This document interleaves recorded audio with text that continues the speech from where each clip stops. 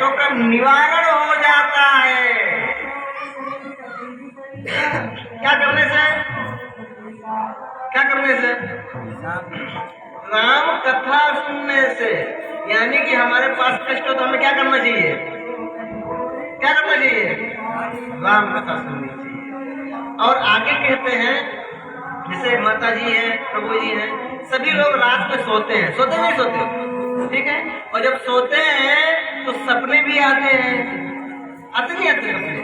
अच्छा, उसमें से अच्छा सपना है तब तो ठीक, कोई दिक्कत नहीं, लेकिन बुरे सपने भी आते हैं, आते नहीं आते?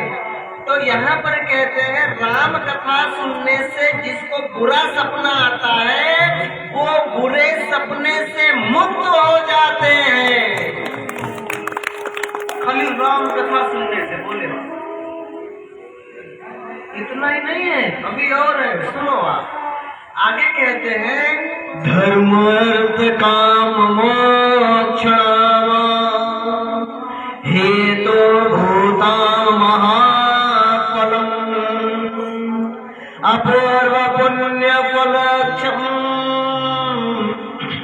शृणुद्यं सुसमाहिता। राम कथा तो हमें सुननी है, ठीक है। राम कथा सुनने से हमारे कष्ट दूर हो गए, हमें बुरे सपने नहीं आएंगे। लेकिन कैसी अवस्था में, कैसी अवस्था में मैं राम कथा सुननी है और किस तरह से राम कथा सुननी, जानते हैं आप? किस तरह से? कहते हैं यहाँ पर एकदम सही बताया गया है, ध्यान से। किस प्रकार से? ध्यान से राम कथा सुनने पर हमें 4 वस्तु की प्राप्ति हो जाती है। कितने वस्तुओं की? 4 वस्तु की। कौन कौन से? धर्म, अर्थ, काम, मोक्ष। ये सारी 4 वस्तुओं से हम संपन्न हो जाते हैं जब हम ध्यान पूर्वक भगवान श्री रामचंद्र जी की कथा का श्रवण करते हैं। तो चॉइस इज योर, हमें ध्यान पूर्वक सुनना है, किस प्रकार सुनना है। क्लियर? आगे कहते हैं कि राम नाम और राम की कथा और भगवान श्री राम, इसमें 3 वस्तुओं में, राम नाम में, भगवान की कथा में और साक्षात भगवान में कोई भी संदेह करने की आवश्यकता नहीं होती है, क्योंकि राम नाम, भगवान श्री रामचंद्र जी और भगवान की कथा, इसमें संदेह करने की कोई जरूरत नहीं है। और कथा सुनते सुनते सुनते सुनते सुनते सुनते एक समय ऐसा हो जाता है कि हम कैसे बन जाते हैं? राममयी बन जाते हैं।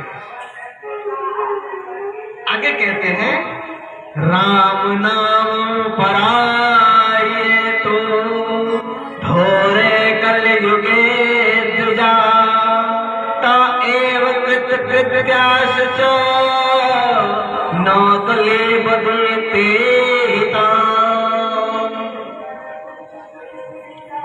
मनुष्य जीवन प्राप्त करके जो सारे कार्य करना है वो सभी कार्य राम के नाम में रुचि होने से लग जाती है और वो व्यक्ति राममयी हो जाता है। और राममयी होने के साथ में वो जो भी कार्य करना चाहे, लीगली हो अनलीगली नहीं, वो सारे कार्य उसके हो जाते हैं, क्योंकि उससे कलयुग में कोई बाधा होती नहीं है। कब? जब वो राममयी होने के साथ में कार्य की शुरुआत करता है। अब बताओ, राम कथा सुननी चाहिए नहीं सुननी चाहिए? सुननी चाहिए नहीं सुननी चाहिए? आप खुद विचार करिए, सभी लोग बोलिए, बोलो कृष्ण। प्रशांत जगत क्या बाकी है? बोलो कृष्ण कृष्ण। अब बोलिए राम राम। राम शब्द में मजा तक नहीं आता, आनंद आता नहीं आता। कृष्ण में उत्साह होता है और राम शब्द में आनंद की अनुभूति होती है। तो हमारे मर्यादा पुरुषोत्तम भगवान श्री रामचंद्र जी, सभी लोगों ने दर्शन भी किया है, क्या नहीं किया? बहुत सारे भक्तों ने दर्शन किया है। दीपावली अयोध्या गए थे, दर्शन किया, ठीक है, और वहां पर नहीं जाएंगे, अपने टॉपिक पर हमारा। तो राम कथा शुरुआत करने से पहले हम समझने का प्रयास करेंगे कहाँ से, सूर्य वंश से श्री राम। ठीक है, तो श्री रामचंद्र जी की वंशावली है। सबसे पहले हम देखते हैं भगवान विष्णु के नाभि में से कौन प्रकट हुए थे। भगवान विष्णु के नाभि में से कौन प्रकट हुए थे? ब्रह्मा। कमल प्रकट हुआ था, ब्रह्मा जी थोड़ी प्रकट हुए थे, वो तो उस कमल में प्रकट हुए थे। हमने क्या पूछा आपसे? भगवान विष्णु की नाभि में से कौन प्रकट हुआ था? कौन प्रकट हुआ था? कमल। आप तो सही बोलो। और उस कमल में कौन विराजमान थे? आप ब्रह्मा जी विराजमान थे।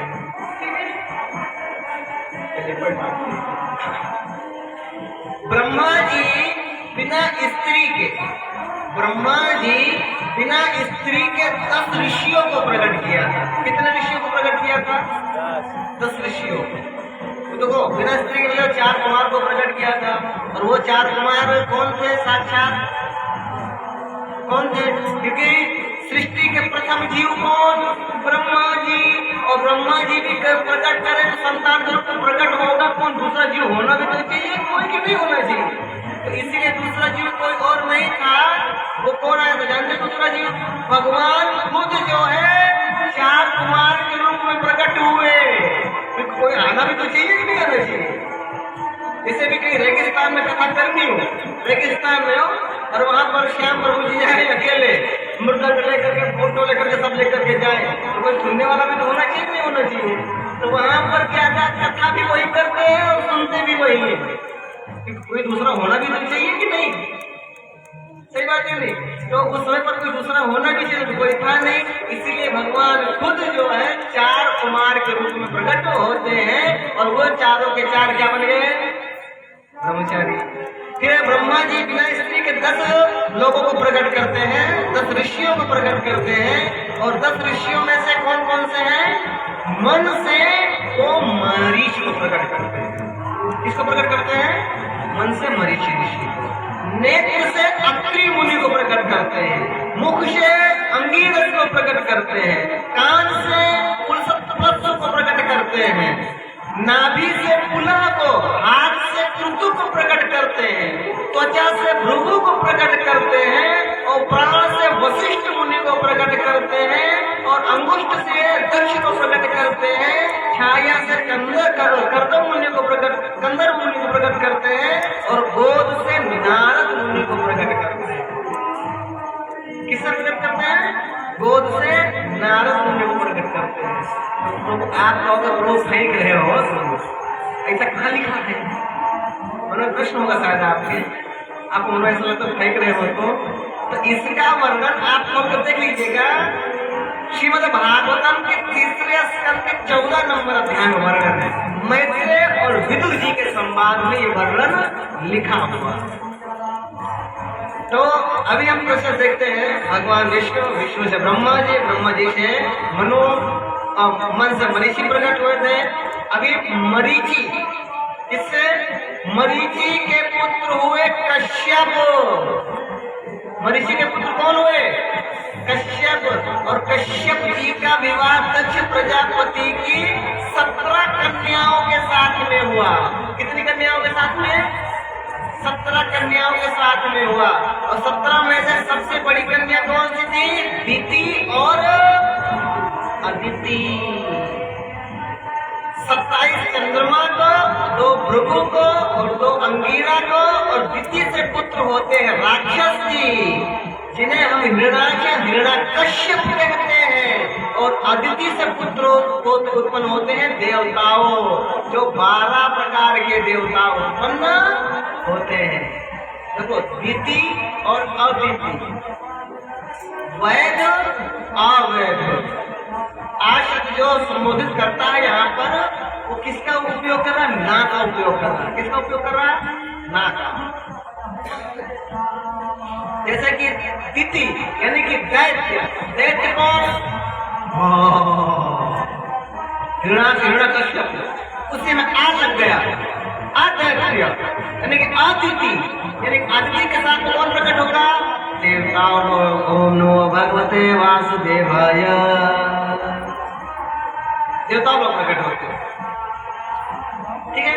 अगर देवताओं लोग प्रकट हुए तो 12 देवता प्रकट हुए। कितने देवता प्रकट हुए?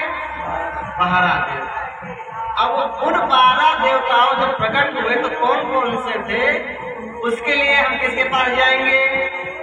प्रभुपाद जी के पास जाएंगे। ये प्रभुपाद जी बताएंगे वो कौन है। सही बात है नहीं? तो हम मंगलाचरण करते हैं। ओम नमो भगवते वासुदेवाय। ओम नमो भगवते वासुदेवाय। ओम नमो भगवते वासुदेवाय। ओम ज्ञानतिमिरन्धस्य ज्ञानाञ्जनशलाकया चक्षुरुं मिलितं येन तस्मै श्रीगुरवे नमः। श्रीचैतन्यमनोभीष्टं स्थापितं येन भूतले स्वयं रूप कदा मह्यं ददाति शापदान्तिकं। वन्देऽहं श्रीगुरो श्रीयुतपदकमलं श्रीगुरो वैष्णवांश्च श्रीरूपं साग्रजातं श्रीरूपं साग्रजातं सागर रघुनाथान्वितं तं सजीवं सावेतं सावधूतं परिजनसहितं च कृष्णचैतन्यदेवं श्रीराधा कृष्णपादान सागर ललिता श्रीविशाखान्वितं च। नमः ॐ विष्णुपादाय कृष्णपृष्ठाय भूतले श्रीमते भक्तिवेदान्त स्वामी इति नामिने। नमस्ते सारस्वते देवे गौरवाणी प्रचारिणे निर्विशेष शून्यवादी पाश्चात्य देश तारिणे। वाञ्छाकल्पतरुभ्यश्च कृपा सिन्धुभ्येव च पतितानां पावनेभ्यो वैष्णवेभ्यो नमो नमः। जय श्री कृष्ण चैतन्य प्रभु नित्यानंद श्री अद्वैत गदाधर श्रीवासादि श्री गौर भक्त वृंद। हरे कृष्णा हरे हरे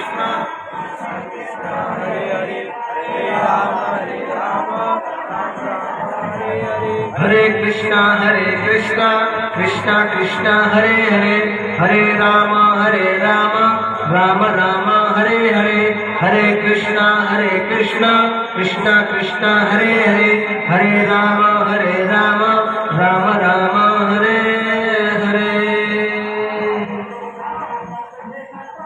इसको संस्थापक आचार्य कृष्ण कृपा मूर्ति अभय चरण भक्ति वेदांत स्वामी शिल प्रभुपाद जी के तात्पर्य में हमने देखा। प्रभुपाद जी कहते हैं कि मरीचि अदिति से 12 देवता उत्पन्न हुए।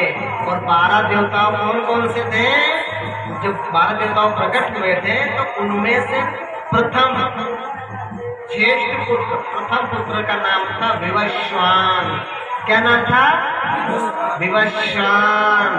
और विवस्वान को हम सूर्य के रूप में पहचानते हैं। किसके रूप में पहचानते हैं?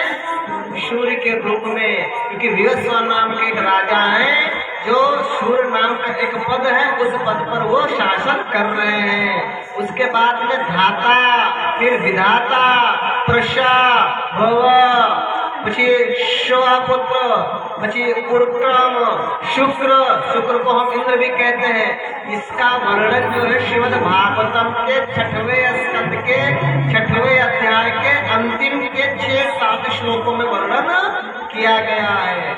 और विवस्वान जी का वर्णन भगवत गीता के 4 नंबर अध्याय के पहले नंबर श्लोक में भी कहा गया है। इमं विवस्वते योगम प्रोक्तावान अव्यवम। भगवद गीता के 4 नंबर अध्याय में भी इसका वर्णन किया गया। एवं विवस्वते योगम प्रोक्तावान अव्यवम विवस्वान मनोमय प्राणा मुनरिच्छांवा अब्रवी। देखो अभी शुरुआत हुई। विवस्वान मतलब कौन हुआ? सूर्य। ध्यान सुनिएगा, ठीक है। सूर्य देव भगवान, सूर्य को उनकी 2 पत्नियां थी। कितनी पत्नियां थी? सूर्य भगवान कितनी पत्नियां थी? 2। कौन कौन सी? संध्या और छाया। अच्छा, संध्या से भी उनको 2 संतान यानी कि 3 संतान उत्पन्न हुई। एक कौन? श्राद्ध देव मनु और यमराज जी और जमुना कौन हुई जमुना कौन हुई यमुना यमुना पीछे वाले पक्ष से सुन रही है, आवाज आ रही नहीं आ रही? यमराज जी की बहन कौन है? प्रभु जी कौन है? यस, यमुना महारानी जो कि वृंदावन में विराजमान है। यमराज जी की बहन यमुना महारानी जी है जो वृंदावन में विराजमान है। और उनकी दूसरी पत्नी कौन? छाया। छाया से 2 संतान उत्पन्न हुए। कौन कौन? शनिदेव और शनिदेव किसने बोले?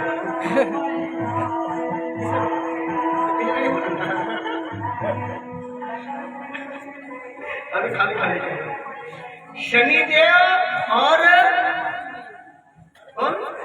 ताप्ती मैया, जिसके हम पानी हर रोज पीते हैं। ठीक है, यानी कि हमें वृंदावन जाना हो तो किससे रिक्वेस्ट करनी पड़ेगी? वृंदावन जाना तो रिक्वेस्ट किससे करनी पड़ेगी? ताप्ती मैया से, क्योंकि ताप्ती मैया की कजिन सिस्टर है। कौन? यमुना मैया। ये ताप्ती मैया, हमारा लेटर पहुंचाओ आप। ठीक है, कोई बात नहीं, पहुंचा देते हैं। ठीक है, तो श्राद्ध है मनु, और जो मनु थे उनका जानते हो क्या नाम है? वैवस्वत मनु। कौन सा नाम है? ये हम श्री रामचंद्र जी की वंशावली की बात कर रहे हो। आपको पूरा शूर वंश से लेकर के श्री राम तक आपको एक एक शब्द का एक राजा का नाम बताएंगे हमारे आपको। वैवस्वत मनु, और वैवस्वत मनु के पुत्र हुए इक्ष्वाकु, और इक्ष्वाकु के पुत्र हुए विकक्षी, और विकक्षी के पुत्र हुए पुरंजय, और पुरंजय के पुत्र हुए अनैना, और अनैना के पुत्र हुए पृथु। इधर चलिए भी चलिए, ठीक है, और भी हो रखे। और पृथु के पुत्र हुए विश्वरिंधी, और विश्वरिंधी के पुत्र हुए चंद्र। ये वाला नहीं हो, ये वाला चंद्र नहीं, चंद्र नाम के राजा हुए शूर वंश में। और चंद्र के पुत्र हुए यूनाश, और यूनाश के पुत्र हुए बृहदाश्व, बृहदाश्व के पुत्र हुए श्रुतुसार, और श्रुतुसार के पुत्र हुए कुलस्व, और कुलस्व के पुत्र हुए हैरस्व, और हैरस्व के पुत्र हुए दुधाश्व, और दुधाश्व के पुत्र हुए हारित, और हारित के पुत्र हुए निकुंभ, और निकुंभ के पुत्र हुए वर्णाश्व, और वर्णाश्व के पुत्र हुए हरियश्व, और हरियश्व के पुत्र हुए कुशात, और कुशात के पुत्र हुए सेनजीत, और सेनजीत के पुत्र हुए फिर से हुए कौन? योना। कौन हुए पुत्र? योना। गाड़ी यहाँ पे रोकेंगे, आगे चलने में थोड़ा रोके, थोड़ा रोक के चले, थोड़ा रोक के चले, क्योंकि किसी को पानी पीने की करना होगा, किसी को क्या लेना होगा, तो गाड़ी थोड़ा सा ब्रेक लगेगा। तो जो राजा यूनास थे, तो राजा यूनास को जो है कोई संतान नहीं हो रही थी। क्या नहीं हो रही थी? संतान नहीं हो रही थी। और जब संतान नहीं हो रही थी, आपको हम अभी टॉपिक है, नहीं तो रामायण की कुछ ऐसी बातें हैं, अनसुनी बातें। कौन सी सुनी बातें? अनसुनी। आपने कभी कथा में सुना ही नहीं होगा, ऐसी ऐसी बातें रामायण में है। वशिष्ठ मुनि जी है ना, वशिष्ठ मुनि। वशिष्ठ मुनि कौन है? किसके गुरु है? वशिष्ठ मुनि कौन है? भगवान राम के गुरु। भगवान राम के गुरु विश्वामित्र कौन है? विश्वामित्र कौन है? वशिष्ठ मुनि भगवान श्री रामचंद्र जी के तो ठीक है, उस भगवान श्री रामचंद्र जी के नहीं, शूर वंश के कुल गुरु हैं। किस वंश के? सूर्य वंश के। यानी कि वशिष्ठ मुनि के पिताजी कौन? ब्रह्मा। और ब्रह्मा जी ने ही उनको आदेश दिया कि आप जो है पुरोहित के रूप में जाइए। कहाँ पर? सूर्य वंश में। तब वशिष्ठ मुनि ने कहा कि अरे बाबू, काहे भेजा काम करते हैं, अब कहाँ पुरोहित बनने के लिए जाएंगे? ओम ओम भूर्भुवः ये करेंगे, स्वाहा, ये हमारा काम नहीं, इसे मजा नहीं आता। तब ब्रह्मा जी ने कहा, अरे पुत्र, हम जो कह रहे हैं आपको करो। यानी कि वशिष्ठ मुनि ने कहा कि हम पुरोहित का काम थोड़ी करेंगे, कथा करे, भागवत करे, हम ये सब काम नहीं करेंगे। वशिष्ठ मुनि जी सूर्यवंश के कुल गुरु बने थे एक बात पर। कौन सी बात जानते हैं वो? ब्रह्मा जी ने कहा अरे आप कुल गुरु बनो और जिस वंश में आप कुल गुरु बनोगे ना उसी वंश में एक दिन इस ब्रह्मांड के अधिपति भगवान प्रकट होंगे। तब वशिष्ठ मुनि ने कहा वाह क्या बात है, पहला नाम मेरा लिखो। किसका लिखो? पहला नाम मेरा लिखो। तो इस शर्त पर वशिष्ठ मुनि जी सूर्यवंश के कुल गुरु बने। तो वो सूर्य के ही जमाने से कुल गुरु थे, आजकल के नहीं थे। सतयुग बीत गया, त्रेता बीत गया, सब बीत गया, लेकिन वशिष्ठ मुनि थे। उनकी मृत्यु होती नहीं थी और ना ही होती है। अब सुनिए, जब युवराज को पुत्र नहीं हो रहा था तो इसी परंपरा है। कौन सी परंपरा है? कि किसी भी व्यक्ति के पास अगर जब कभी भी कष्ट पड़े तो किसके पास जाना चाहिए? किसके पास जाना चाहिए? गुरु के पास। किसके? किसके पास? किसके पास जाना चाहिए? गुरु के पास। गुरु के पास जाना चाहिए। गांव वालों के पास जाना चाहिए नहीं। गांव वाले क्या करेंगे जानते हो? आप अपना कष्ट बताओगे ना और वो अंदर से प्रभु जी इतना प्रसन्न होंगे, अरे बहुत मजा आ गया अंदर से हो, और बाहर जाते हो इतने भोले कितने भोले बनेंगे बाहर से और अंदर से इतने प्रसन्न होंगे, अरे तेरी तो मजा आ गया। इससे ज्यादा और मुझे कष्ट मिल जाए ना तो हम प्रभु जी पेड़ा वितरण करेंगे। मैं नहीं करूँगा, वो और बहुत बात है। समझे हमारी बात? तो हमेशा किसी भी व्यक्ति के पास अगर जब कष्ट पहुंच पड़े तो किसके पास आना चाहिए? गुरु के पास, भगवान के पास। हमें भी जब कोई कष्ट होता तो हम भी अपने गुरु के पास जाते हैं, गाँव वाले के पास नहीं जाते। और हम अपने गुरु के पास जाकर के हम अपनी सारी बात बता देते हैं, उसका वो आराम से सरलता पूर्वक उसका निर्णय हो जाता है और उसी को भी पता नहीं चलता है नहीं। और हम गाँव वालों के पास गए तो पूरे गाँव को बता देंगे वो। इसी प्रकार युवराज को भी जब पुत्र नहीं हो रहा था तो वशिष्ठ मुनि के पास गए। और जब वशिष्ठ मुनि के पास गए तब कहा कि चलो कोई बात नहीं, आपको पुत्र की प्राप्ति के लिए हम यज्ञ करेंगे। तो यज्ञ हुआ, यज्ञ का आयोजन हुआ। और जब यज्ञ का आयोजन हुआ तो ऐसा यज्ञ नहीं था तो घंटा बैठ के धोती कुर्ता पहन के चलो ओम स्वाहा, ऐसा यज्ञ नहीं था, यज्ञ चलता था। तो यज्ञ चलने के साथ में पूरा दिन यज्ञ चला। और जब संध्या हुई तो उस जो यज्ञ का फल था एक लोटा था, उस लोटे में जल था और उसी जल में उस यज्ञ की सारी शक्तियां उसमें डाल दी गई। किसमें डाल दी गई? उस जल में। और उस जल में जो यज्ञ की सारी शक्तियां डाल दी गई तो यज्ञ संध्या काल हो गया। जब संध्या काल हुआ तो कहा कि इसे ऐसे रहने दो, हम सुबह में इसका जो है कार्यक्रम करेंगे जो करना होगा। और ऐसा कह करके सारे ऋषि मुनि अपने अपने घर चले गए। और जब घर चले गए तो रात को ये उठे। कौन थे? युनाश नाम के राजा। उनको लगी थी प्यास। युनाश को लगी प्यास और लगी जब प्यास तो उन्होंने देखा आग और देखा दाव और सामने रखा था लोटा और उसमें क्या था? जल। और उस जल को वो पी गए। कौन पी गए? युनाश।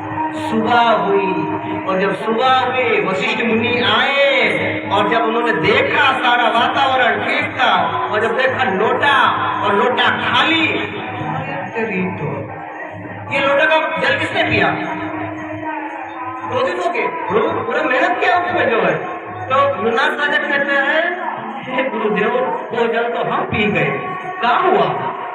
कहा हुआ क्या कर रहे हो? अरे ये जल नहीं था, ये जल नहीं था, ये पुत्र था, पुत्र।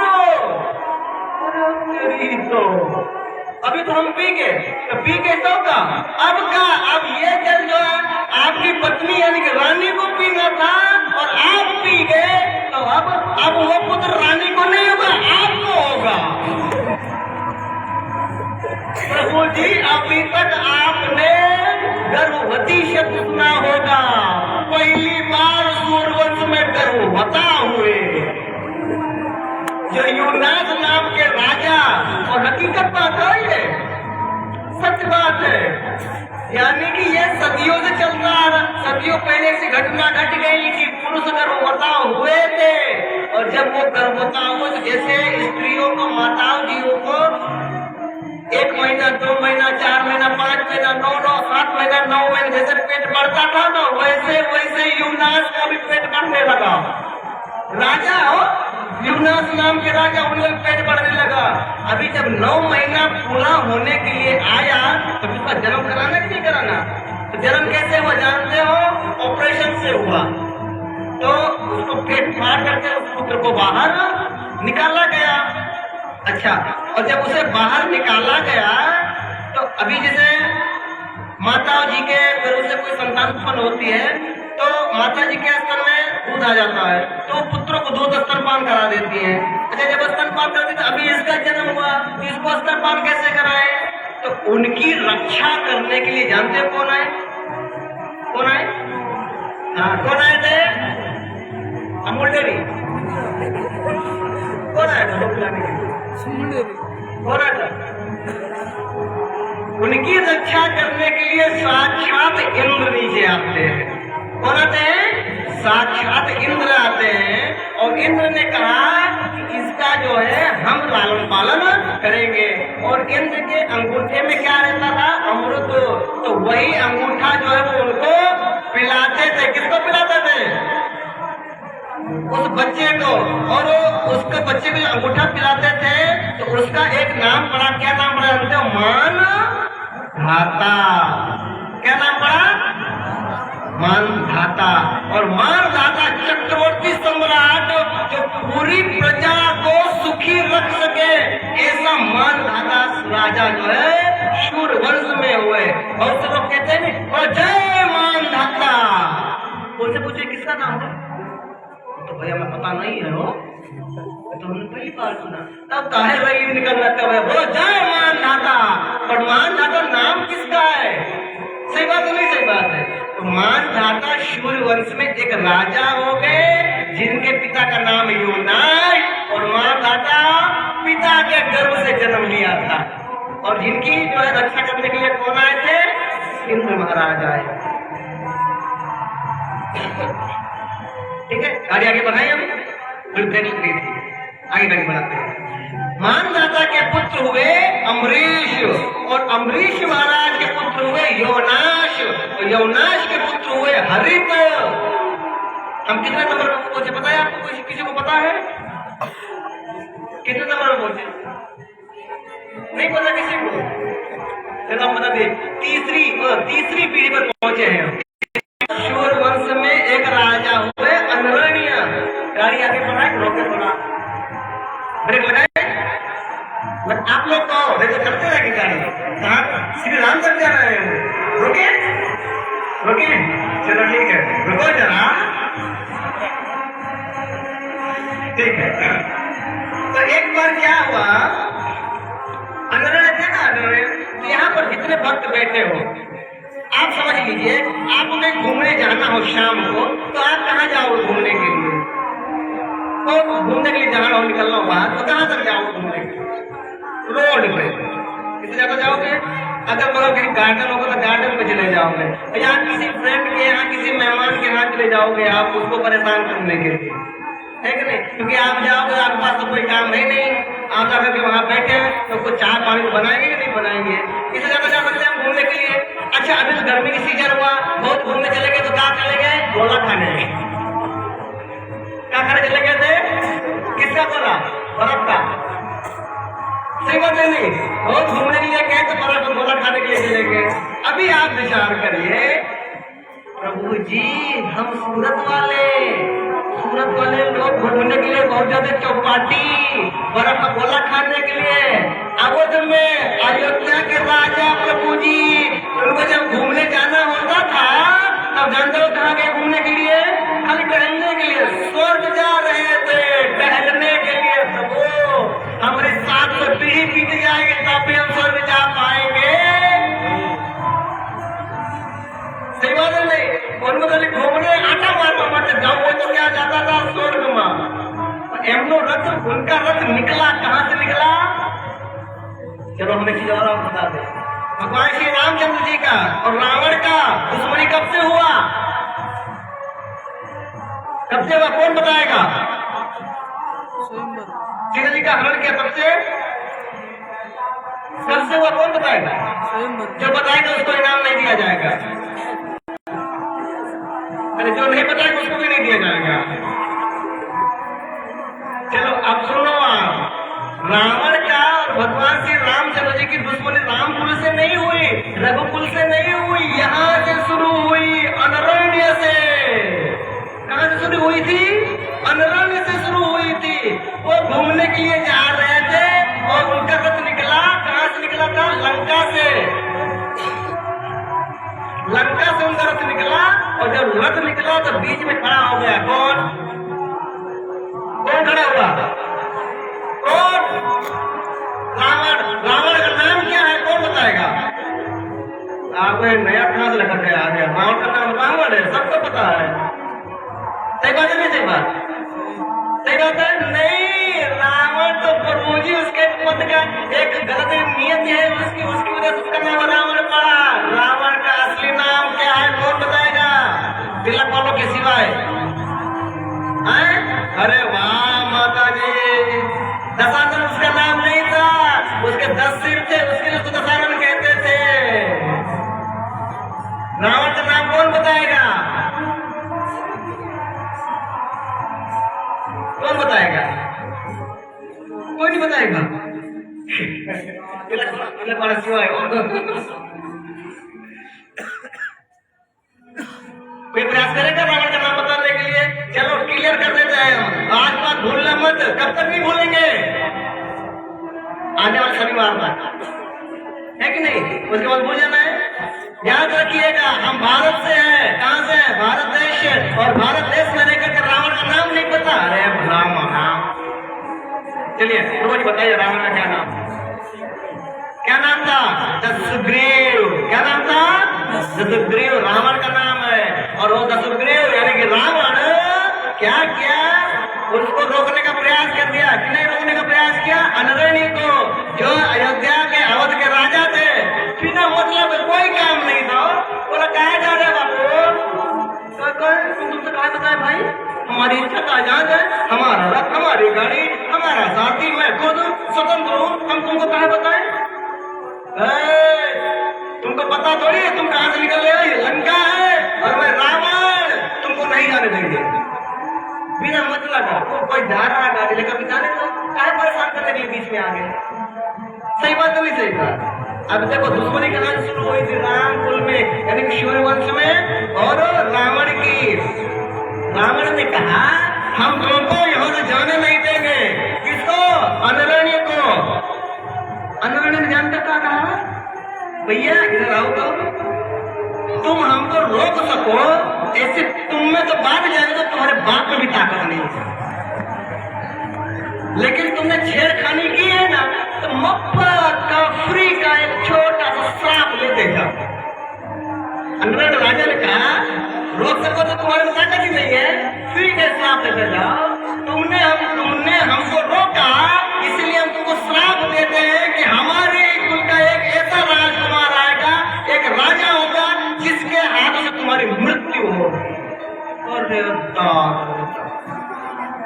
इसीलिए प्रभु जी किसी भी सीधे साधे व्यक्ति को कभी छेड़खानी करनी नहीं चाहिए। शेर सो रहा हो उसको जो है ऐसा मत समझना कि तो भोला है, भोला नहीं है, समझे? तो कभी भी किसी भी व्यक्ति को परेशान मत करो। बिना मतलब टेंशन हो गया कि नहीं हो गया? टेंशन ले लेते हैं, घर वापस आए और वो तो अनरण्य राजा तो निकल गए, अभी टेंशन कौन लेगा? रावण। तो चिंता करने लगा वो, अभी उसको चिंता करने दो। जो सो किया है, जो जैसा करेगा वैसा हो जाएगा। हमें वहां पर जाना नहीं है, वापस आएगा। कहाँ? हमें श्री राम तक जाना है। कहाँ तक जाना है? श्री राम तक जाना है। अनरण्य के पुत्र हुए हरियश, हरियश के पुत्र त्रिवंद, त्रिवंद के पुत्र हुए अरुण, अरुण के पुत्र हुए सत्यव्रत, और सत्यव्रत के पुत्र हुए त्रिशंक। कौन हुए? त्रिशंक, जो आज भी बीच में लटके हुए हैं। कहाँ लटके हुए हैं? आज भी बीच में लटके हुए हैं। और दुष्यंत के पुत्र हुए कौन? कौन बताएगा? कौन बताएगा दुष्यंत के पुत्र कौन हुए? चलो एक चीज और बता दें, उनके नाम के पहले सत्यवादी लगता है। अब तो बोलो। हाँ, हरिश्चंद्र, राजा हरिश्चंद्र। और राजा हरिश्चंद्र के पुत्र हुए कौन बताएगा? रोहित भाई, ठीक है, रोहित हुए। और रोहित के पुत्र हुए हरित, हर के पुत्र हुए चंपक, चंपक के पुत्र हुए विजय, विजय के पुत्र हुए भरुक, भरुक के वक्र, वक्र के बाहु। और बाहु तो गाड़ी रोके, गाड़ी रोके, आप तो रोके तो चल लेते, रोके तो गाड़ी जब रोक देते। बाहु तो जो नाम के राजा थे उनको भी कोई संतान नहीं हो रही थी। बाहुक नाम के जो राजा थे उनको कोई संतान नहीं हो रही थी। तो वन में सभी रानी को लेकर के वो तपस्या साधना के लिए वास किए। और उसी समय उनकी जो बड़ी रानी थी, उस बड़ी रानी को गर्भ रह गया। यानी कि बाहुक राजा को संतान नहीं थे, लेकिन वो अपनी सभी रानियों के साथ में जंगल में गए तपस्या करने के लिए, साधना करने के लिए। उसी में एक रानी, उनकी बड़ी रानी थी, उनको गर्भ रह गया। और जब उनको गर्भ रह गया तो काल अंतर के समय में जो बाहुक राजा थे, बाहुक राजा की मृत्यु हो गई। क्या हो गई? मृत्यु हो गई। अब आप विचार करो, गर्भवती स्त्री और पति की मृत्यु हो गई हो तो उस स्त्री के ऊपर क्या बीतती होगी? ठीक। और अन्य रानियों को नहीं हुआ था, केवल बड़ी रानी को ही ऐसा हुआ था। और जब उनकी मृत्यु हो गई तो गर्भवती रानी ने भी निर्णय ले लिया। क्या निर्णय लिया जानते हो? उन्होंने निर्णय लिया कि जब हमारे पति की मृत्यु हो गई तो हम भी क्या हो जाएंगे? सती हो जाएंगे। सती किसे कहते हैं? सती किसे कहते हैं? पति के चिता पे जल जाना ही उसे सती कहते हैं। और कोई? सती किसे कहते हैं? चलो हम बताते हैं। पति की चिता पे जल जाना ही सती कहते हैं, बात सत्य है। लेकिन इसका सीधा सिंपल उदाहरण है, जिसकी मति सत्य में लगे उसे हम सती कहते हैं। समझे? जिसकी मति सत्य में लगे उसे हम सती कहते हैं। और सत्य इस जगत में, इस पूरे ब्रह्मांड में कौन है? कौन है सत्य? भगवान। क्योंकि श्रीमद् भागवतम के 10वें स्कंद में 9 बार सत्य शब्द का इस्तेमाल किया गया है। भगवान के लिए ब्रह्मा जी स्तुति करते हैं। कितनी बार शब्द का इस्तेमाल किया गया है? 9 बार। और कौन से स्कंद में? 10वें स्कंद में साक्षात ब्रह्मा जी अन्य सारे देवी देवताओं के साथ में सत्य शब्द का श्लोक है, जिसमें 9 बार वर्णन किया गया है। और 9 बार वर्णन करने के साथ में यह हमें साबित हो गया कि अगर जब कोई सत्य है तो कौन है? भगवान। 10वें स्कंद के 2 नंबर अध्याय के 26 नंबर श्लोक है। सुनना चाहोगे श्लोक? आप सुनना चाहोगे? आप सुनो सत्य शब्द का इस्तेमाल। सत्यमृतम सत्य परम त्रिसत्यम सत्यस्य येनि निहत्यम च सत्ये सत्यस्य सत्यमृतम सत्य नेत्रम सत्यात्मकं तां शरणं प्रपन्नम। ब्रह्मा जी स्तुति करते हैं, जिसकी मति सत्य में लगे उसे सती कहते हैं। ठीक है? उन्होंने सती व्रता इसके लिए भी कहा जाता था कि जब पति नहीं है और पति ना होने के कारण, क्योंकि हमारी मति जो है, हम कलयुग के लोग हैं, इधर उधर भटकती रहती है, इसलिए हम क्या करते थे? अपना अग्निदाह कर देते थे।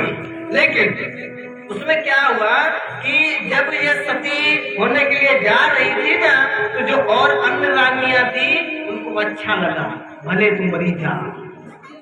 क्या हो जाओ? अच्छा हुआ तुम मर जाओ। जानते हो क्यों? क्योंकि अगर जब तुम जीवित रही तो इस पुत्र का भी जन्म होगा। किसका जन्म होगा? पुत्र का। और पुत्र का जो जन्म होगा तो पहला पुत्र क्या बन जाएगा? राजा। और हम लोगों के पास तो कुछ है नहीं है, इसलिए सारी रानियां मौज में आ गई। उठाओ मरी जाती, उठाओ, ऐसा उनका निर्णय था। लेकिन उसी समय औरव नाम के मुनि आए। कौन से नाम के मुनि आए? औरव नाम के मुनि आए और उन्होंने मना किया, अरे नहीं हे मदद, तो आप कहाँ सती होने जा रहे हैं?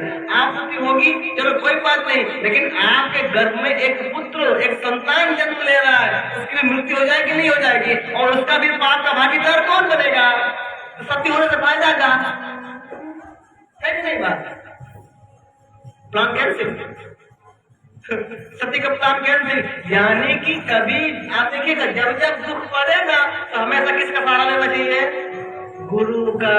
और वही सती, वही जो रानी थी, पहली बड़ी रानी, वो अपनी सब देरानियों से खुश थी, क्या करे दीदी मर जाए कि जीवित रहे हम, तो सब क्या कहती, अरे बहनी मर जाओ ठीक है। सही बात है नहीं? सही बात है। यही मारे कहेगी जो ना मर जाओ ठीक रहे। यानी कि कब हमारे ऊपर जब तकलीफ पड़े, दुख पड़े, तो फिर जो है क्या करे चाहिए? गुरु के पास जाना चाहिए। किसके पास जाना चाहिए? गुरु के पास। ठीक है। तो और काम ने उनको मना किया, वरना प्लान कैंसिल। ओके, पूछो अब क्या होगा? अब जो है प्लानिंग होने लगी। कौन सी प्लानिंग होने लगी? ये जो अन्य रानियां थी, इन सभी अन्य रानियों ने प्लानिंग किया, और प्लानिंग करने में क्या क्या जानते हो? ये तो मरने से कैंसिल कर दिया, और इसका पुत्र होगा, और पुत्र होने के बाद में युवराज बन जाएगा। तब क्या करना है? चलो जहाज लेकर मार डाला जाए। क्या देकर मार दिया जाए? जहर देकर मार दिया जाए। सारे लोग एकत्रित हुए, प्लानिंग किया, उसको जो है जहर दे दिया। किसको जहर दे दिया? रानी को। और रानी को जब जहर दे दिया, और जहर देने के बाद में प्रभु जी उस कोप में सूर्य वंश का राजकुमार पल रहा है, हमारे तुम्हारे वंश का नहीं है, समझे? वो तो हमारे तुम्हारे ऐसे रहते हो जाते हैं। सूर्य वंश का राजकुमार था, ऐसे खड़ा था अंदर माँ के गर्भ में, ऐसे था, आने दो, जहर अंदर आया, और जब जहर अंदर आया तो जहर को ले लिया। बोलो सूर्यवंश के राजकुमार, उन्होंने क्या किया? उस जहर को ले लिया, और 9 महीने के बाद में जब जन्म हुआ तो उस जहर को साथ में लेकर के जन्म हुआ। बोलो सूर्यवंश भगवान की। ऐसा कभी हुआ? हुआ कभी? ट्राई मत करना हो, ट्राई मत करना ऐसा कभी। जहर को लेकर के उत्पन्न हुए, और जिनका नाम पड़ा सगर। क्या नाम पड़ा?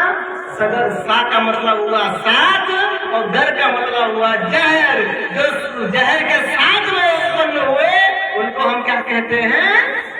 सगर। कैसा पराक्रम है सूर्यवंश का विचार, ये तो आपको संक्षिप्त में बता रहे हैं, क्योंकि हमें कहाँ तक जाना है? श्री राम तक जाना है। ठीक है, सगर राजा की कितनी पत्नियां?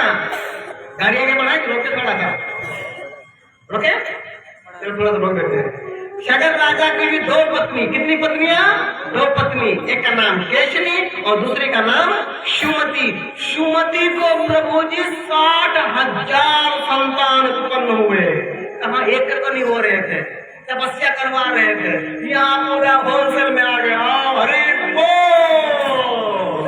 कीर्तन करने के लिए जाना हो, किसी पाठ नहीं बुलाना, कितने लोग हमेशा डाल दिया वो सब ग्रुप में। कीर्तन करने के लिए जाना है, बोले आवाज में 60,000 तुम्हारे घर के लोग निकले। आप विचार करो, प्रसाद जो बनता होगा, प्रसाद 60,000 तो खाली यही लोग, फिर उनमें जो नौकर नौकरानी अन्य लोगों की तो बात है। कितना बड़ा सूर्यवंश का परिवार, कितना बड़ा, बोलो सही बात नहीं? सही बात है। यानी कि बाजार से मार्केट से कुछ लाना हो, कितना लाना पड़ेगा? कितना लाना पड़ेगा? हमारे पास 5 संतान हो तो हम एक ही चीज लाते हैं, एक ही चीज लाते हैं। कितनी चीज लाते हैं?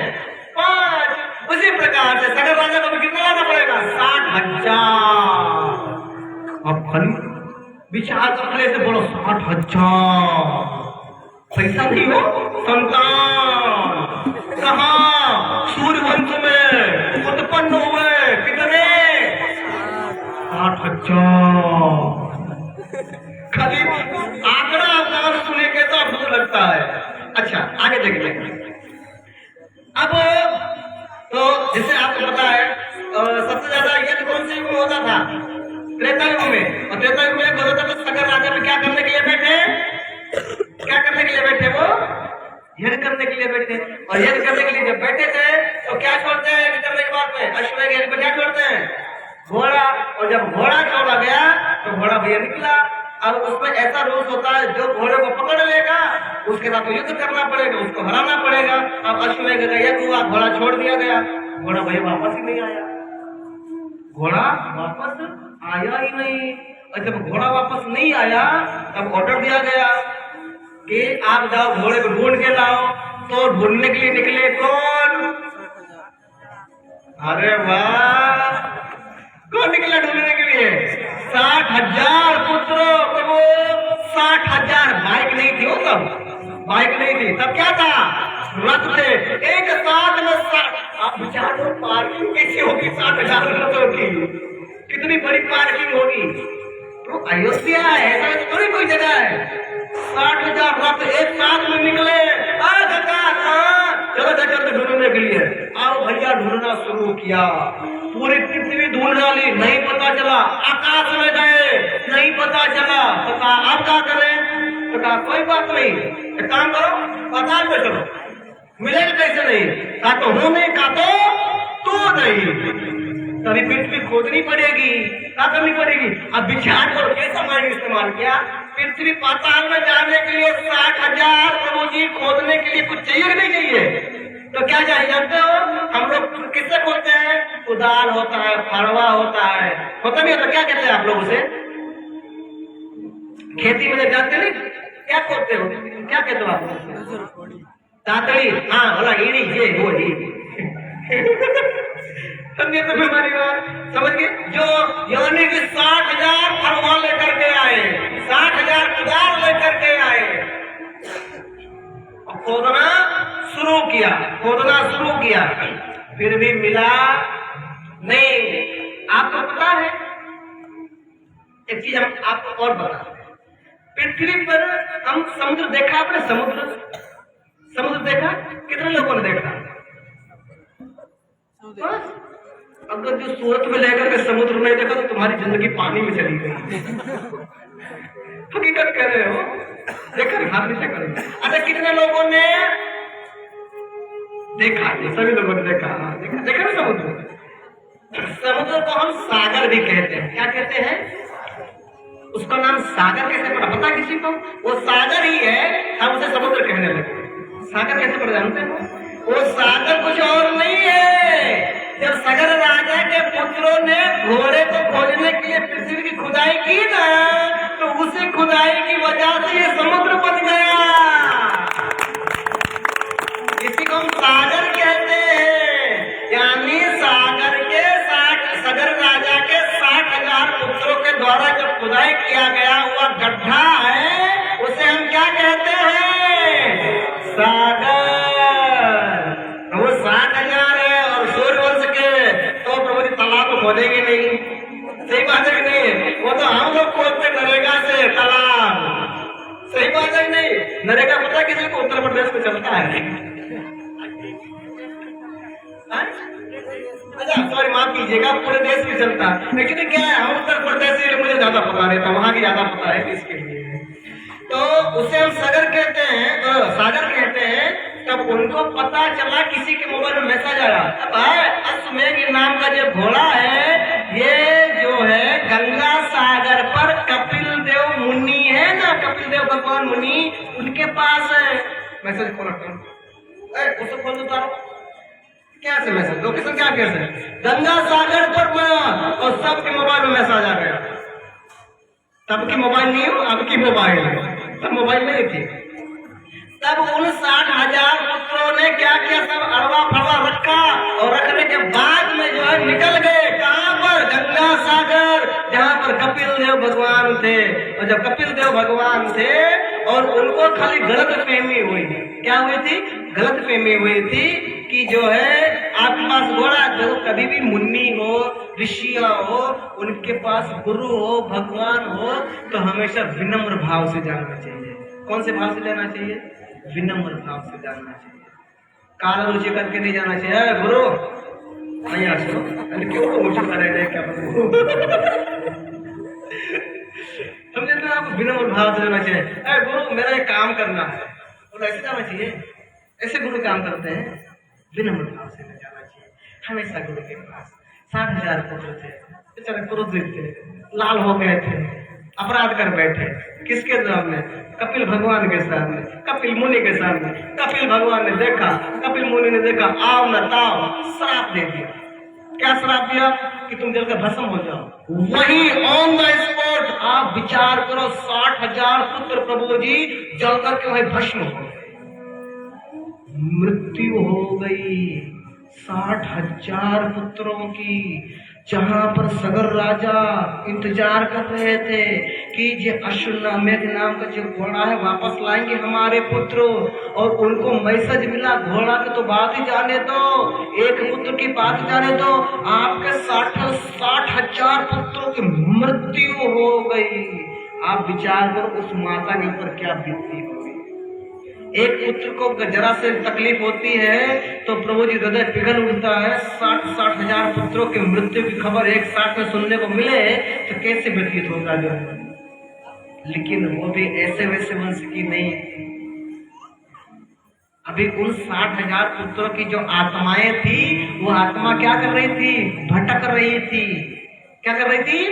भटक रही थी। और जब भटक रही थी तब जो है उनकी दूसरी पत्नी थी, उनकी दूसरी पत्नी थी जिनका नाम था केशनी, और केशनी को पुत्र हुआ असमंजस।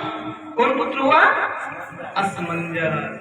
असमंजस जब पुत्र हुआ तो असमंजस को ऐसा पता चला कि इन 60,000 आत्माओं यानी कि इनकी आत्मा को जब मोक्ष की प्राप्त करवानी तो क्या करना पड़ेगा? इनकी अस्थियों को गंगा जी में प्रवाहित करना पड़ेगा। कहाँ प्रवाहित करना पड़ेगा? गंगा जी में। और गंगा जी तब पृथ्वी पर थी नहीं। सही बात है नहीं? तो इन्होंने प्रयास किया, किसको किसको? गंगा जी को नीचे लाने के लिए, लेकिन गंगा जी नीचे आई नहीं। गंगा जी नीचे नहीं आई। तो असमंजस जी की भी मृत्यु हुई। फिर उनके पुत्र हुए अंशुमान।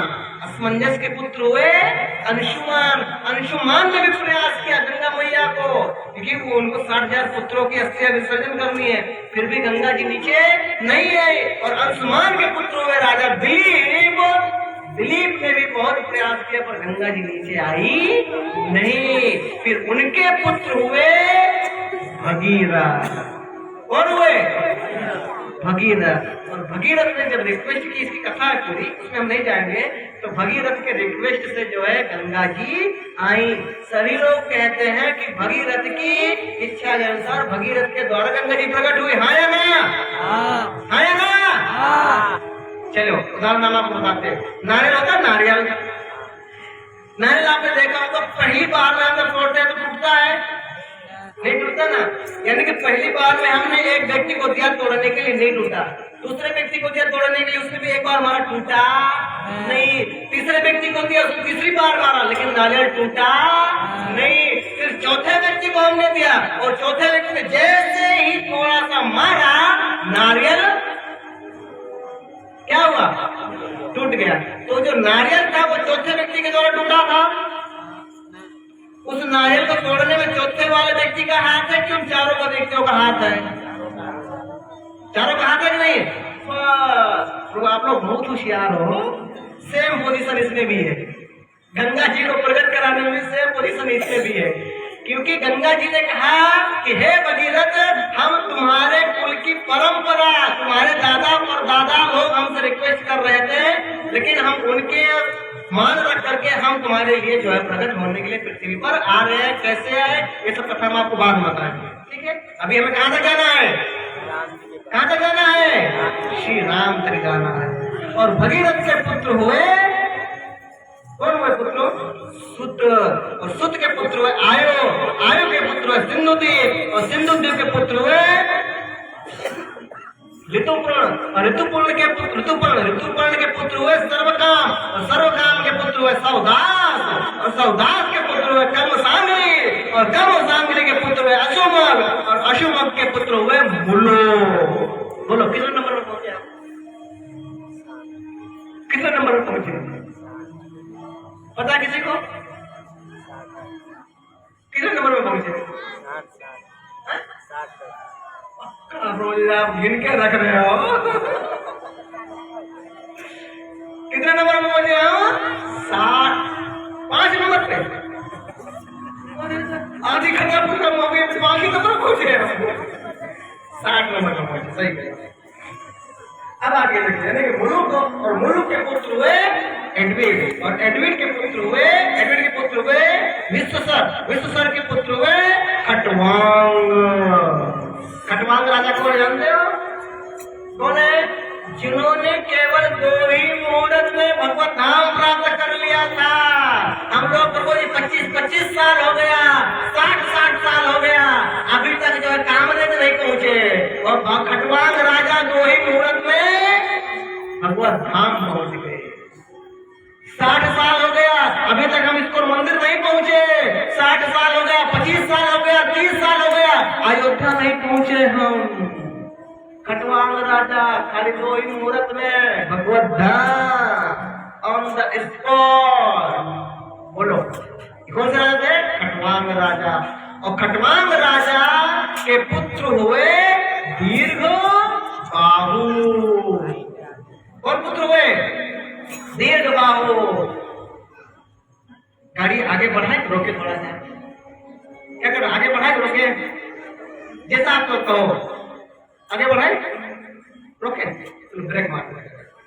दीर्घ बाहु को भी किसी भी पुत्र, कोई भी पुत्र नहीं उत्पन्न हो रहा। किसे? दीर्घ बाहु को भी। जब दीर्घ बाहु को भी कोई पुत्र नहीं उत्पन्न हो रहा था, तब उन्होंने देखा और कहा, क्या कहा जानते हो? वो भी किसके पास गए? किसके पास गए? अनुरण किसके पास गया था? गुरु के पास। ठीक है नहीं? कौन से गुरु थे? वशिष्ठ मुनि। और यहाँ पर भी same position, same problem, same समस्या। तब ये वशिष्ठ मुनि के पास, और वशिष्ठ मुनि त्रिकाल ज्ञानी थे, और जब त्रिकाल ज्ञानी थे तब उन्होंने देखा। अभी आप लोग सुनो ध्यान से, हो ध्यान सुनिएगा। गाय होती ना, गाय, गाय मेरी क्या है? मतलब नहीं है गाय से। आप विचार करो, गाय की सेवा करने से कितना बड़ा फल प्राप्त होता है, कितना बड़ा फल प्राप्त होता है। इसीलिए इस्कॉन संस्थापक आचार्य कृष्ण कृपा मूर्ति अभय चरणारविंद भक्ति वेदांत स्वामी श्रील प्रभुपाद जी कहते हैं कि जहाँ जहाँ पर इस्कॉन का मंदिर होता है, वहाँ वहाँ पर गाय जरूर होती है, गौशाला जरूर होता है। वो चाहे भारत हो, चाहे अमेरिका हो, चाहे थाईलैंड हो, चाहे कोई भी एरिया हो, वहां पर गौशाला जरूर होती है। सही बता रहे हो? अभी वहां पर एक थाईलैंड में भूकंप आया। क्या आया था? भूकंप। आपको पता है थाईलैंड में जैसे हमारे यहाँ ठेला लगता है, ठेला तो नाश्ता मिलता है। क्या मिलता है? नाश्ता मिलता है। और नाश्ते में क्या रहता है? बड़ा पाव, जलेबी, भजिया, ये वो फलाना ढिकना, पानी पूरी। माता जी हंसने लगी हो। बाहर का मत खाया करो। पानी पूरी अच्छा क्यों से जानते हो? क्यों अच्छा लगता है? और वो ऐसे क्रैश करके हो, ऐसे काट करके काला काला ऐसे करके फाट, और ये करके पानी में डालेगा। अरे थोड़ी महल लगी वो तो अच्छा लगता नहीं लगता है? कभी भी हमारे जितने भी डिवोटी उनको देख लीजिएगा, वो कभी भी लारी में नहीं मिलेंगे आपको। पानी पूरी खाना घर पे बनाओ, सही बात नहीं? सही बात। जो भी खाना घर पे बनाओ, ठाकुर जी को भोग लगाओ। तो गाय से बात बताते हैं, कहाँ पे थे हम? थाईलैंड। अच्छा हाँ, गाय। तो वहां पर ठेला लगता है, तो आप देखो तो कीड़ा मकोड़ा नहीं होता, इतने बड़े बड़े से कीड़े मकोड़े, कीड़े मकोड़ों को वहां के लोग जो है कंटेनर एक डब्बा में से भर भर के रखते हैं ठेला पर, जिंदा कीड़ा मकोड़ा। कैसा? जिंदा कीड़ा मकोड़ा। और जब कोई लेने के लिए आता है तो एक बॉक्स होता है, डिब्बा, और उसी डिब्बे में वो ऐसे हाथ से, हम लोग कैसे सलाद में निकाल के रखते हैं डिब्बे में, वैसे वो हाथ से कीड़े मकोड़े को रखते हैं, और उसी के ऊपर मिर्चा डाल लेंगे, नमक डाल लेंगे, और उनका जो मसाला को डाल लेंगे। अरे बोल हम भाई पेट को क्या जान ही रहना है। तो उसमें डालने के बाद ढक्कन को बंद कर देंगे, और ढक्कन को बंद करने के ऐसे हिलाएंगे, और हिलाने के बाद में आप विचार करो प्रभु जी, हमारी चमड़ी होती है, चमड़ी के ऊपर नमक मिर्चा डाल करके कोई हिलाए तो कैसा लगेगा हमें? कैसा लगेगा? अच्छा लगेगा? नहीं लगेगा। उसको हिलाते हैं और हिलाने के बाद ढक्कन खोलते हैं और कहते हैं लियो, और वो देता पैसा और कांटे वाले चम्मच से पकड़ पकड़ के जिंदा कीड़ा को सब खाते हैं। तो क्या विचार करो कैसे लोग होंगे वहां जिंदगी सब जगह है, गूगल पर सर्च कर लेना आप लोग। आप विचार करो ऐसी जगहों पर इस्कॉन संस्थापक आचार्य कृष्ण कृपा मूर्ति अभय चरणारविंद भक्तिवेदांत स्वामी श्रील प्रभुपाद जी ने मंदिर की स्थापना की और वहां के लोग एकादशी के व्रत का पालन भी करते हैं। और वहां जब एकादशी होती है 2 दिन पहले हमारे पास मैसेज आ जाता है, क्योंकि ऑनलाइन से जुड़े रहते हो ना वो जो सोशल मीडिया के माध्यम से, तो एकादशी का मैसेज आ जाता है। आप विचार करो जहां पर झिंगा फिंगा टिंगा लोग मिर्च मसाला डालकर खाते हैं, वहां से मैसेज आता है कि 2 दिन के बाद एकादशी है। बोलो किसकी कृपा है? प्रभुपाद जी की कृपा है कि नहीं? प्रभुपाद जी की कृपा, सही बात है कि नहीं? वहां के लोग सुधर गए प्रभु जी, एकादशी का व्रत करने लगे। लेकिन प्रभु जी हम यहाँ के भारत के, और कहते हैं गर्व से कहो हम कहाँ है? बोलो तो सही, कहाँ हो? हिंदू है, बोलने में भी शर्म आ रही है हमको, बताओ। और एकादशी का व्रत पालन करेंगे प्रभु, मैंने रेवा तू नठी ब्राह्मणा रेवा तू नठी। अरे एकादशी दिन नहीं रहना कोई बात नहीं, हमें खाली अनाज नहीं खाना है। क्या नहीं खाना है? अनाज नहीं खाना है। आप पहली बात एकादशी का नियम व्रत ऐसा होता है, बिना पानी पिए रहो, निर्जला रहो। निर्जला नहीं रह सकते कोई बात नहीं, पानी पी करके रहो। पानी पी करके भी नहीं रह सकते कोई बात नहीं, आप थोड़ा सा और ऊपर बढ़ो, क्या करो? दूध पी लो, शरबत पी लो। फिर भी नहीं रह पाते हो तो सूखी आलू खा लो, फल खा लो। फिर भी नहीं रह पा रहे हो मत रहो। अभी कितना छोड़े उसमें जो है, सही बात नहीं? सही बात। एकादशी के दिन अनाज नहीं खाना है। क्या नहीं खाना है? अनाज नहीं खाना है। इतना रहने दो, क्योंकि हमें जाना है। कहाँ जाना है?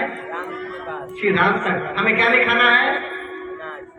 अरे मर जाएंगे भैया, नहीं खाएंगे तो खाएंगे। कब नहीं खाना है? एकादशी के दिन नहीं खाना है, ठीक है? एकादशी के दिन अनाज नहीं खाना, बाकी वही खाना है। भगवान को भोग लगाने के बाद प्रसाद के रूप में खाना है, ठीक है? हमें कहाँ तक खाना है? श्री राम तक। तो दीर्घ बाबू में कोई संतान नहीं हो रही थी। वशिष्ठ मुनि ने त्रिकाल ज्ञानी थे, त्रिकाल ज्ञानी होने के कारण उन्होंने कहा हे दीर्घ बाबू, आपने एक बार क्या किया था? एक गाय का जो है अपराध कर दिया था। पहले जो है 3 ही गाय फेमस थी। कितनी गाय फेमस थी? कितनी गाय? कौन सी? किसने नहीं कहा? कितनी गाय फेमस थी? 3। कौन सी? कामधेनु, ओके। और सुरभि, अच्छा चलो 2 और नंदनी और 3 तो हो गई। ओके, हाँ सही बात है। 3 लोग कौन? नंदनी आपने कहा, ठीक है। सुरभि किसने कहा? और कामधेनु किसने कहा? कामधेनु किसने कहा? कामधेनु किसने नहीं कहा? तो 2 ही गाय हुई ना फिर तो, नंदनी और सुरभि। पहली गाय कौन? कामधेनु। कामधेनु जब किसी ने कहा था, आपने कहा था? ठीक है, चलिए कोई बात नहीं। सुरभि वाले को आप खड़े हो जाइए, खड़े हो। नंदनी माता जी आप खड़े हो जाइए। आप विचार करो, सनातन संस्कृति हम कितने लोग बैठे हैं, केवल 2 ही बंदे ऐसे निकले जिनको पता है कि 3 गाय फेमस, कामधेनु, सुरभि और नंदनी। तो इन दोनों भक्तों के लिए हम 3 बार हरि बोल बोलेंगे। हरि बोल, हरि बोल, हरि बोल। बस बैठ जाओ, अभी ठाकुर नहीं बुलाएंगे। अरे अभी इनको लगा तो महामंत्री बुलवाएंगे। नहीं खाली करें, किसी की बात है। नहीं सही बात है, आप विचार करो 3 गाय फेमस है, नाम ही पता नहीं है। सही बात नहीं है? इस पिक्चर का हीरो कौन है? ये सबको पता है। सही बात नहीं? खाली ऐसे करके सबको पता चल गया। हमें गाय कितनी फेमस किसी को पता ही नहीं था। 3 गाय फेमस, याद रखिएगा। कौन सी? कामधेनु, सुरभि और नंदनी। नंदनी गाय कोई और नहीं, कामधेनु भी कौन थी? वो ठीक है, तो ये 3 चीज हम नहीं भूलेंगे। कब तक नहीं भूलेंगे? यस, जब तक जीवित है तब तक हमें भूलना नहीं है। और प्रभुपाद जी की कृपा से हमें दोबारा यहाँ पर आने का मौका मिला, तो मेरा पहला प्रश्न यही होगा, गाय कितने प्रकार की, कौन कौन सी? ठीक है, याद रखना। अब देखते हैं हम आगे। तब कहा कि आपने एक बार स्वर्ग से रिटर्न आ रहे थे, तब कामधेनु गाय खड़ी थी और आपने उन्हें प्रणाम नहीं किया था। क्या नहीं किया था?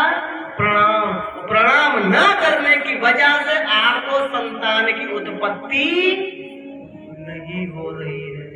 आप विचार करो प्रभु कि जब प्रणाम नहीं किया तब संतान नहीं हो रही है। यहाँ पे कुछ लोग प्रभु जी गाय को काट के खा रहे हैं। आप विचार करो, भगवान उसे चुन चुन के बदला लेंगे कि नहीं लेंगे? खाली प्रणाम करने से जब इतना बड़ा पाप हमें भोगने को मिलता है, तो जो लोग गाय को काटते हैं, काटने के बाद वो खाते हैं, तो उनकी क्या हालत होगी, क्या दुर्दशा होगी। आप प्रभु जी श्रीमद् भागवतम में 28 प्रकार के नरक का वर्णन है, खाली ट्रेलर देख लीजिएगा, क्या क्या उनको भोगना पड़ेगा वो उनके ऊपर पता चलेगा। तो कभी भी हमें गाय को मारना नहीं चाहिए। खाने की तो बात ही जाने, सही बात नहीं। हमारे घर पर गाय होनी चाहिए। कितने लोगों के गांव में गाय है? अरे वाह। और थोड़ा खड़ी सही तो करो, छोटी गाय का रोज ऐसा हाथ खड़ा किया, छोटी गाय, यानी जो ऐसा खड़ा करे वो बड़ी गाय। गाय होनी चाहिए घर पे, थोड़ा विजय कर लो। घर में गाय हो, आंगन में तुलसी का क्यारा हो, घर में ठाकुर जी की पूजा हो, तो वो घर नहीं होता, वो क्या बन जाता है? वृंदावन, मंदिर बन जाता है। इसलिए प्रभुपाद जी कहते हैं इस्कॉन के मंदिर के साथ साथ में एक क्या होनी चाहिए? गौशाला होनी चाहिए। ठीक है, तो कहा आप एक काम करो, इस जो गाय है, ये गाय पहले, ये जो कामधेनु गाय है ना, कामधेनु गाय की विशेषता क्या हम आपको बता देते हैं। कामधेनु गाय की विशेषता ऐसी थी, कामधेनु गाय हो, आपकी सारी मनोकामना पूरी हो जाती, सारी मनोकामना। कामना धेनु माने गाय, जो आपने सारी मनोकामना पूरी कर दे वो कौन? कामधेनु गाय। और उसके सामने खड़े होकर कह दो, अरे हे कामधेनु मैया, हमको जो है केसर की केरी 25 किलो वाला चाहिए, तुरंत तैयार। फिर आपको नहीं केसर केरी नहीं, केरी नो रस જોઈએ, तुरंत तैयार। उसी प्रकार ये कामधेनु गाय पहले जो है वशिष्ठ मुनि जी के पास थी, लेकिन वशिष्ठ मुनि जी के पास से कुछ दिन के लिए जो है जमदग्नि नाम के एक ऋषि थे, वो लेकर के चले गए उशीना, नहीं गुजराती में क्या है उशीना, उधार मांग करके थोड़े दिन के लिए लेकर गए। कौन लेकर गए? जमदग्नि। और जमदग्नि के पुत्र कौन बताएगा? अरे वाह, मजा आएगी। ऐसे श्रोता होने चाहिए, टॉप टू टॉप बात कर सके हो। जमदग्नि का पुत्र कौन?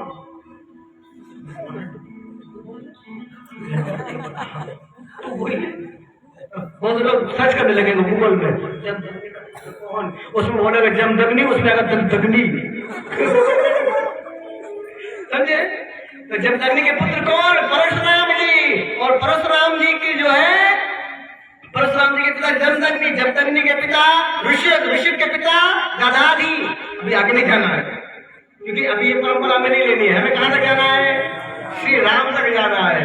परशुराम तो जमदग्नि ऋषि मुनि थे, जंगल में रहते थे। जंगल में रहने के साथ में एक बार उनके पास आए सहस्त्रबाहु, जो अपने हजारों सैनिकों के साथ में आए। कितने सैनिकों के साथ में? 10,000 सैनिकों के साथ में सहस्त्रबाहु। सहस्त्रबाहु का मतलब क्या हो जानते हो?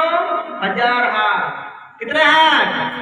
1000। आप विचार करो, 500 हाथ एक तरफ, 500 हाथ एक तरफ, कितने हुआ? 1000। 1000 हाथ के साथ में जो चलता था ऐसे करके, रोज कैसे चलता होगा आप विचार करो। आप 1000, एक हाथ, 2 हाथ, 3 हाथ, 4 हाथ, मतलब उस प्रकार से उसकी शरीर भी थी, ऐसा नहीं था। तब वो अपने 10,000 शिष्यों के साथ में गया, कहाँ पर? जमदग्नि के पास। कहा कि हमको भूख लगी, कुछ सेवा करो। अब ऋषि मुनि कहा कोई बात नहीं, बैठो लाइन में। आप ऐसे व्यक्ति के पास नहीं आए हो, परशुराम के पिताजी के पास आए हो। और परशुराम के पिताजी जमदग्नि राजा दूसरी कुटी में गए, और जब वहां पे गए, वहां कौन थी? कामधेनु गाय।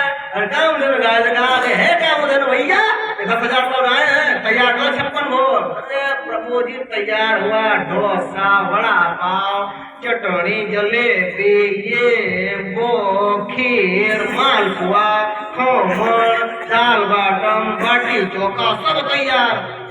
पानी आता वहां पे तैयार हुआ था, यहाँ पे नहीं।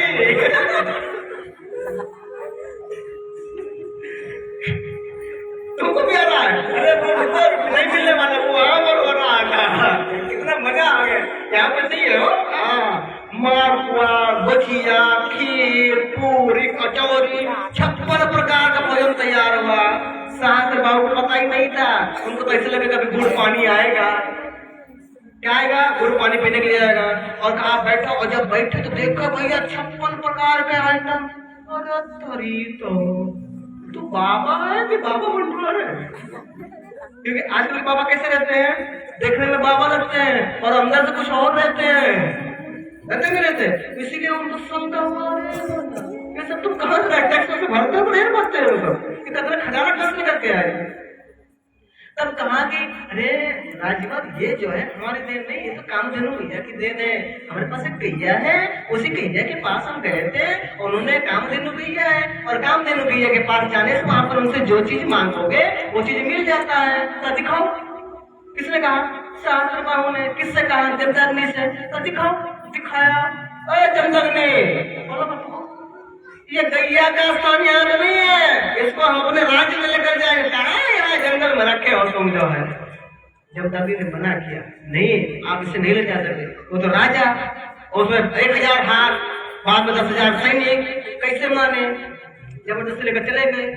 प्रभु जी कभी भी अगर जब कोई ऋषि, मुनि, वरिष्ठ वैष्णव या सीनियर डिवोटी, भगवान, गुरु जब हमें ना बोले ना किसी कार्य के लिए, तो उसे समझ लेना चाहिए और हमें मान लेना चाहिए, रुक जाना चाहिए, हमें हट करना नहीं चाहिए।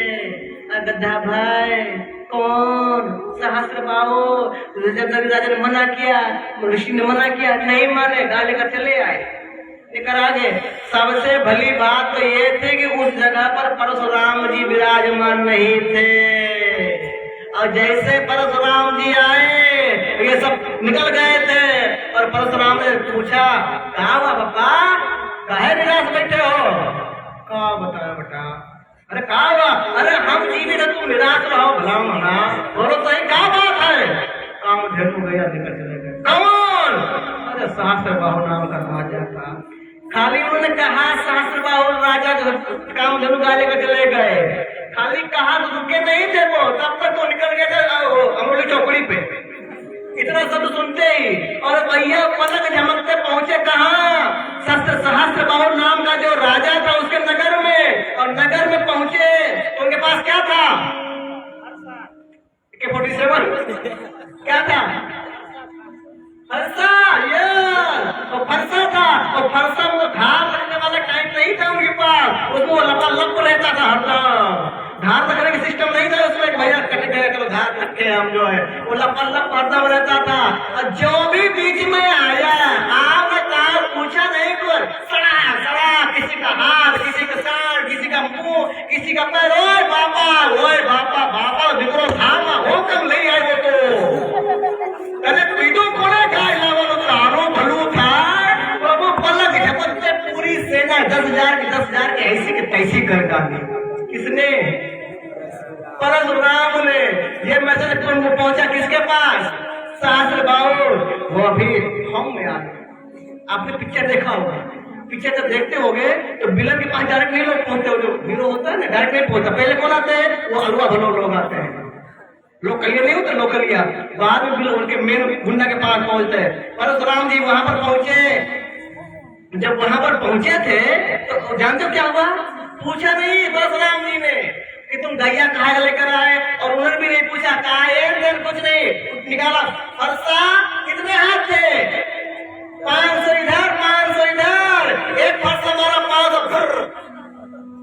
500 निकल गया। दूसरे फरसे में दूसरा मारा, 500। 2 फरसा में हाथ निकल गए, और तीसरा हाथ पूछा नहीं गैया कहाँ लाई, ये वो तीसरा फरसा मारा। अरे बोल चारों बल होता है। कभी जिंदगी में प्रयास मत करना, वो तो मर गया, 3 पार्सल उसको पूरा कर दिया और कामधेनु गाय को लेकर के रिटर्न आ गए। चले गए, रोड में कहां तक जाना है? वापस आ जाओ, गाड़ी रिटर्न रिवर्स मारने लगे अपने को। तो जो है दीर्घबाहु नाम के राजा थे, तब उन्होंने कहा कि कामधेनु की भी एक पुत्री है, कामधेनु की एक पुत्री है, उस पुत्री का क्या नाम था? नंदिनी। आप नंदिनी की सेवा करो और जो है आपको संतान की प्राप्ति।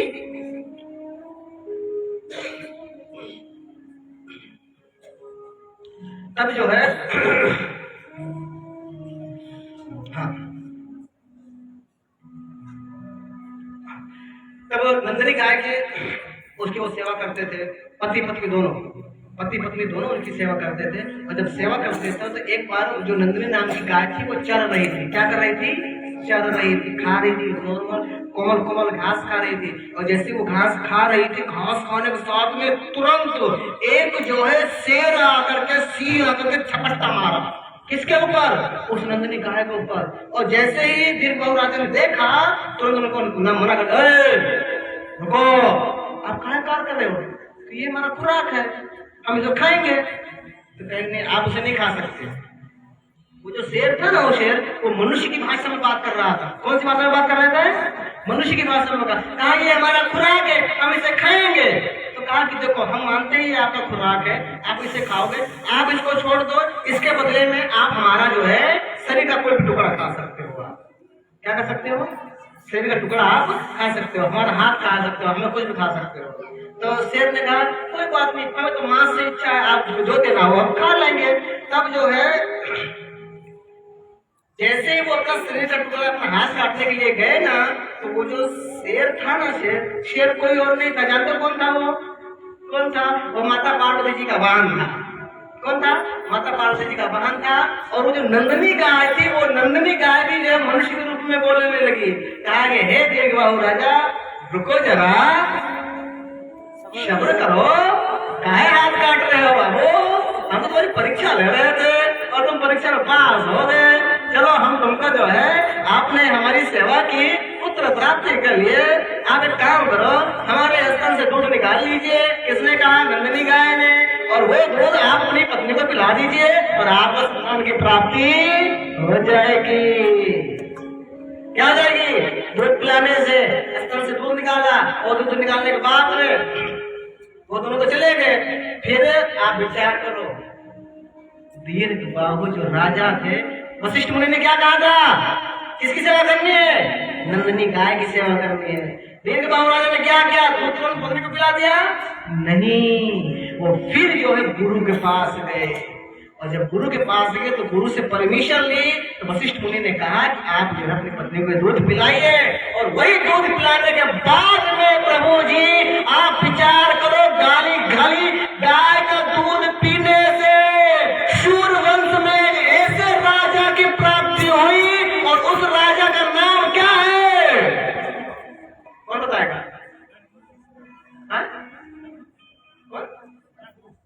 कौन बताएगा? और कोई? खाली नंदिनी गाय की सेवा करने से प्रभु जी सूर्यवंश में रघु राजा की प्राप्ति हुई। रघु राजा की। सूर्यवंश नहीं कहा जाता, सूर्यकुल नहीं कहा जाता, रामकुल नहीं कहा जाता। आज भी जो है वहां पर उसे क्या कहा जाता है? रघुकुल कहा जाता है। यानी कि हम भी जब गाय की सेवा करते हैं, गाय का दूध पीते हैं, तो रघुकुल नहीं होंगे, टेंशन मत लो। लेकिन अच्छी संतान उत्पन्न होगी, होगी नहीं होगी? क्योंकि गाय दूध नहीं देती। क्या देती है वो? अमृत होता है, औषधि होती है। गाय औषधि देती है, अमृत देती है, दूध देती। दूध कौन देता है? भैंसिया देती है। क्या देती है? भैंसिया। और भैंसिया का दूध पी पी करके हमारा भी माइंड कैसा हो गया? भैंसिया जैसा। भैंस के आगे पीर बजाओ, भैंस खड़ी पगुराए। ये उन्हीं भाषा की कहावत है, अयोध्या की भाषा की कहावत है। भैंस के आगे बीन बजाओ, भैंस खड़ी पगुराए। इसका मतलब ये हुआ, इसका मतलब बता दें आपको, बताते किसी किसी लोगों को कुछ भी कहते रहो तो कुछ कान में पल्ले नहीं पड़ता जो है वो सब ऊपर से जाता, कितना भी कुछ सुनाओ तो कुछ समझ में नहीं आता। इसीलिए कहावत करा सुना दी, भैंसी के आगे बीन बजाओ भैंस खड़ी पकड़ाए। वो हमेशा भैंस का अच्छा इतना कुछ और वैसे पे खड़ा हूं। वो यहाँ से होट लग रहा है ठीक, फिर यहाँ से करके ठीक, फिर यहाँ से करके ठीक, और यहाँ से क्या निकलता है, क्या निकलता है, बोला ही ये निकलता होगा वो। सही बात है नहीं सही बात? तो इसीलिए जब सेवा हुई उन्होंने कहा रघु राजा उत्पन्न हुए, और रघु राजा बहुत बड़ी सारी कथाएं हैं इसमें। रघु राजा ब्रेक लगाए कि चलने तो थोड़ा ब्रेक लगा दे, चलो लगा देते हैं। रघु राजा आपको पता है कितने चक्रवर्ती सम्राट है? चक्रवर्ती सम्राट रघु राजा, आज तक सूर्यवंश में कोई ऐसा हुआ ही नहीं। रघु राजा की कितनी पत्नी आया, कितनी कितनी कितनी पत्नी है, कौन बताएगा? इस पर पक्का इनाम देंगे हम। रघु राजा को कितनी पत्नियां थी, कौन बताएगा? आप हाथ ऐसा कर रहे तो हम खड़ा पाने इसको। कितनी पत्नियां थी? इनाम पक्का है वो। चलो प्रभु जी बताइए।